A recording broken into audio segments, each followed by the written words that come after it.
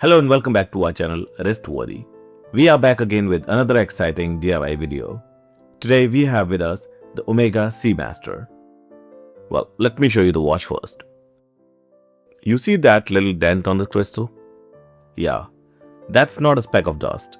That's a battle scar on my beloved Omega Seamaster. And you may wonder, how did it happen? Well, let's just say a hard ceramic countertop and a clumsy wrist did a little tango. Spoiler alert, countertop won. But today, we are fighting back. And I'm going to buff out that dent, or at least make it less tragic. Before we do anything else, let's protect the bezel with the masking tape.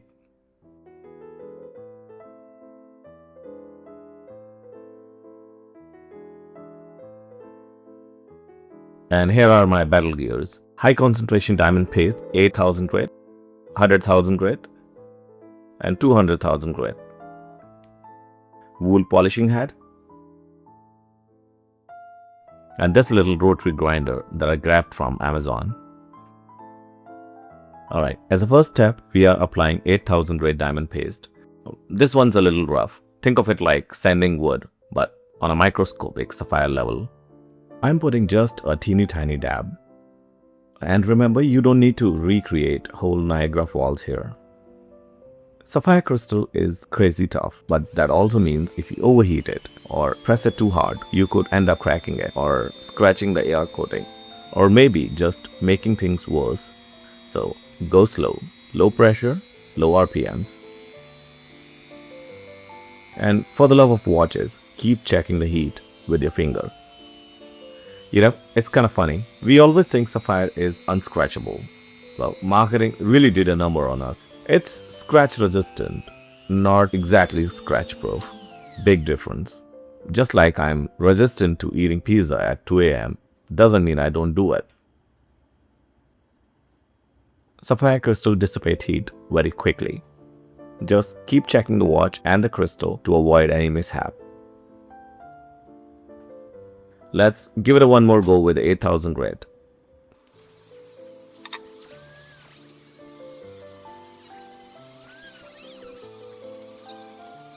Let's clean the surface and check.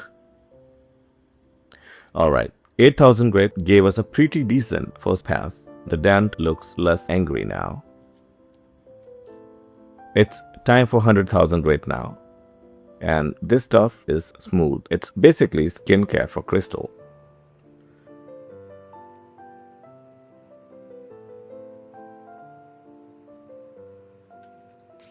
And again, low RPM, feather-like touch, like we are massaging it, not rustling it.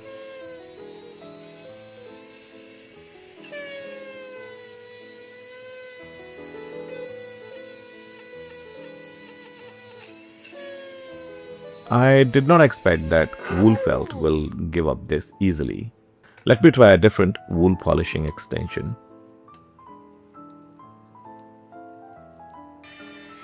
Honestly, this feels like giving a tiny luxury car a spa day.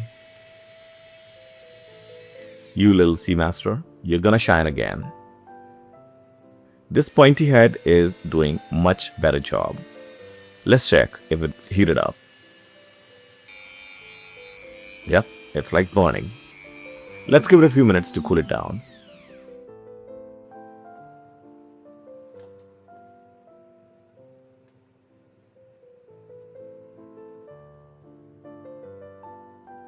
Alright, now we are applying 200,000 grit paste.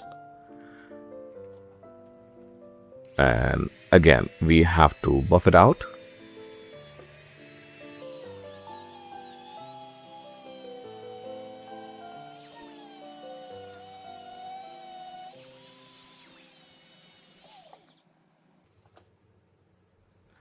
It's a lot improved now, but I guess it requires one more cycle of buffing. It'll be the same thing over again. Let me fast forward it for you.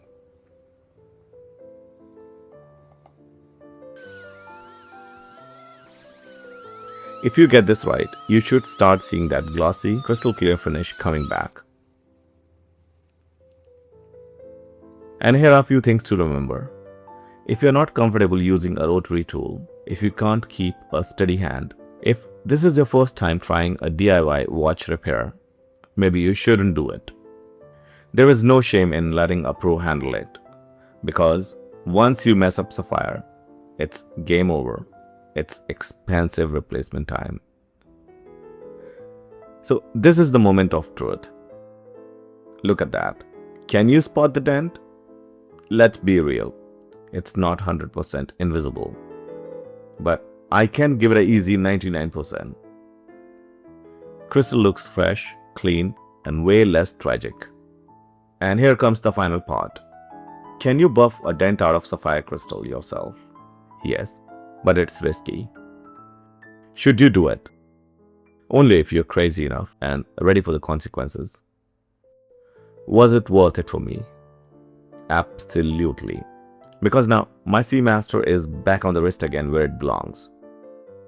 Alright, that's it for today. I hope this video was helpful, and let us know in the comments what is the worst thing you have done to your watch. And if you have survived this far, remember, time is of the essence, and having a reliable timepiece is the key. If you like this video, don't forget to like, subscribe, and hit the bell icon for more wrist-worthy content. So that's it for now. I'll see you in the next one. Until next time, keep it classy and stay wrist-worthy.